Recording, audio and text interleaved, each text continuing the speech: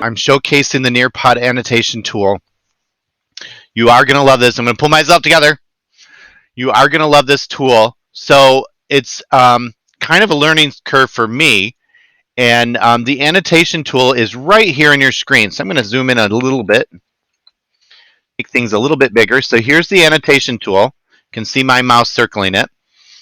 When you click that button, it puts this orange frame around your slide, and you can use it to circle things or write notes on it. And that part will work much better if you have a touchscreen computer or iPad that you're running your Nearpod on.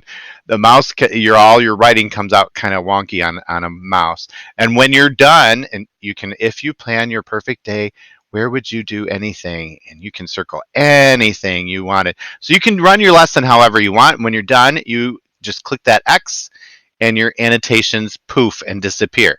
But what I just recently learned is if you go back to the slides that you have already annotated and you click that annotation tool, watch what happens. All my annotations are back.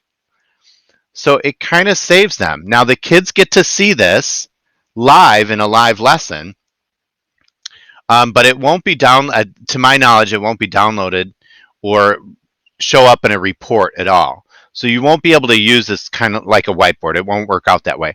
Also, this only works in certain activities. I get to the open-ended question and you notice, poof, it's gone. There's no more annotation tool. But I go to a regular slide and it's right back here and I can write on that slide. So any of the interactive type activities in Nearpod are not going to have the annotation tool. But this is a great live teaching lesson tool. So there you go, short and sweet. I hope you enjoyed this tutorial and I'll see you next time. Thank you.